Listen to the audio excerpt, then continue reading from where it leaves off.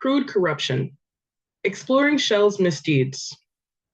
Hello, my name is Jade Taylor, and today I will be talking about the corrupt actions of Shell PLC. Who is Shell? Shell PLC, formerly known as Royal Dutch Shell PLC, is one of the largest oil and gas companies in the world. The oil giant is currently operating in 70 countries and has amassed a net worth of about $211.7 billion. Shell was founded in 1833 by Marcus Samuel in London. The business started as an importing company, mainly focusing on importing decorative seashells from the East. When Samuel died, he passed the business to his sons, who merged the business with Royal Dutch in the early 1900s after tremendous success transporting oil in the 1880s. By 1958, Shell had started drilling for oil in the Niger Delta. Since then, at least 7,000 instances of contamination have affected the Delta. Shell's neglect and corruption. Communities in the Niger Delta have been suffering at the hands of Shell for decades. Oil spills occurring from 1989 to 2020 still have not been properly cleaned by Shell, even after multiple witnesses raised concerns about potential issues. Shell's inaction led to communities suing the oil conglomerate in 2015. While the case is still ongoing, a trial has been set for 2027. Members of the Bile and the Ogale communities are seeking restitution and repairs for the affected areas. The injustice began when Nigeria's government chose greed over its citizens and turned to corruption to achieve profit. Shell officials were caught working with Dan Atet, Nigeria's former Minister of Oil and a convicted money launderer. Atet was the owner of the OPL 245 oil field located off the southern coast of the Niger Delta.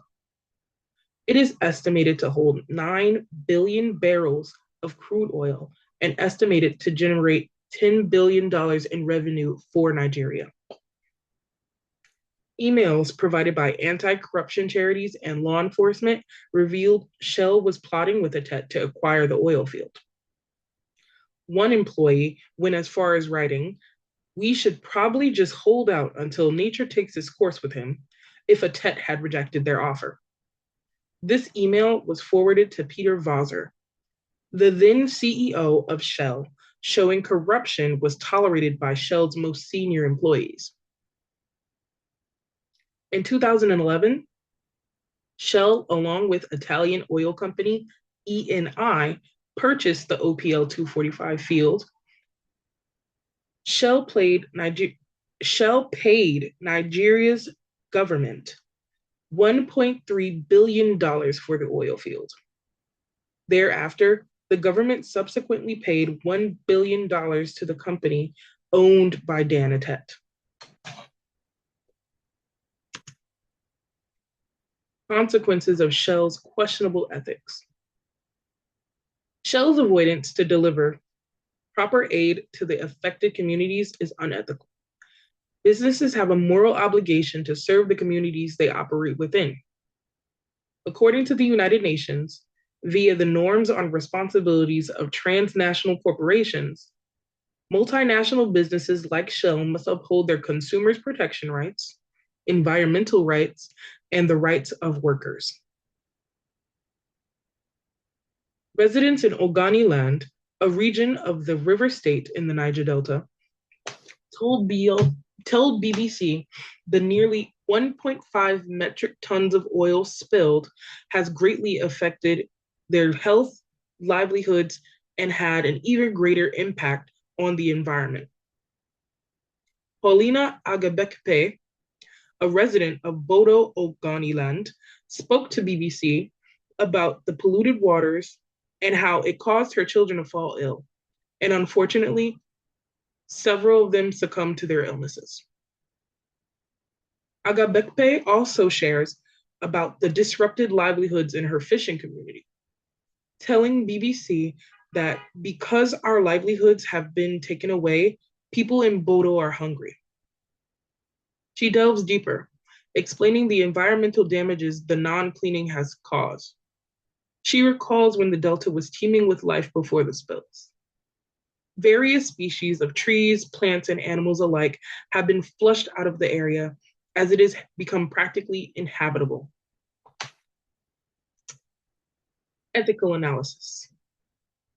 So far, Shell has failed to meet the standards laid out in the norms on responsibilities of transnational corporations by failing to provide a safe and healthy working environment, carrying out their activities in accordance to the preservation of the environment of the countries in which they operate, and by not taking all necessary steps to ensure the safety and quality of the goods and services they provide.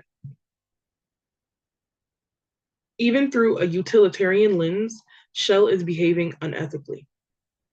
According to Jeremy Bentham, the value of a good, service, or proposed action relative to the utilitarian principle is increasing the happiness or decreasing pain of shareholders. Based on the previous accounts, Shell has proven to be decreasing the happiness of its immediate stakeholders. Shell's action, or lack thereof, have impacted tens of thousands of lives and decimated the Niger Delta's flora and fauna beyond speedy repair. This ethical lapse in preventing unnecessary harm is the main reason why the lawsuit has gained attention recently. Consumers prefer to support companies that prioritize their well-being and look out for environmental standards. In conclusion, globalization ushers in exponential economic growth for developing countries, countries exporting and importing goods, as well as enabling ease of trade. But when companies are solely focused on profit, social and economic standards seem to be overlooked. We must hold national companies accountable for the side effects their ambitious endeavors cause. If Shell were held accountable early on, the damage done to the communities and the environment in the Niger Delta could have been much less costly. Thank you for your time and attention. That will be all for today. Thank you.